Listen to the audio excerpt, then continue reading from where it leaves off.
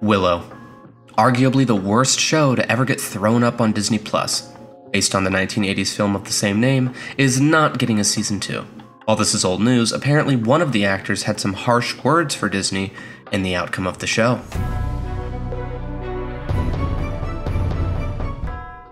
Warwick Davis, who played Willow, tweeted, quote, "I meet lovely people on a daily basis who are fans of Willow, doubt it, but okay, who are the reason the Disney Plus series was made. Please tell me, at Walt Disney, what do I say to these subscribers when they ask why they can't watch the series anymore? Hashtag embarrassing," end quote. So, Warwick Davis is embarrassed. I can't say I feel especially sorry for him, given that his performance in the series definitely didn't boost its appeal. Your brother's alive, a prisoner of the withered crone, who dwells in immemorial city that lies beyond the shattered sea. However, when it comes down to it, Disney are the ones who should be embarrassed. The show was an absolute train wreck that I actually watched every single episode of because I was genuinely intrigued by how bad it was. I'm not going to dive into why the show was bad. Anyone wondering need only watch the first episode, about 10 minutes of it. The problem is finding the show, given that not only was the show not renewed for a season 2, but the first season was pulled from Disney Plus completely. While Disney seemed to lack awareness to the fact that the show was an absolute travesty when they threw it up on the platform, they seemed aware enough to pull it down when things went sideways. Things going sideways being people watching and critiquing the show.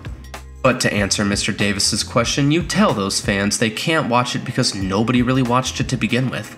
The show had low viewership, and frankly, I don't think Disney gives a hot damn if a show gets good reviews or not, so long as the viewership is good. In their eyes, that's a success.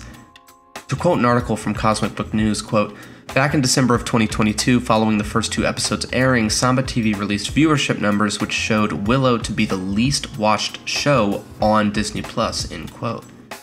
What Disney has managed to do to Lucasfilm is so bad it's almost hilarious. For those that don't know, Willow is a Lucasfilm property. Along with the obvious ones like Star Wars and Indiana Jones, Disney acquired the rights to Willow when they purchased Lucasfilm back in 2012. And in true Disney fashion, they threw in a $105 million budget at it and said, make a show. It's only $100 million, what could go wrong?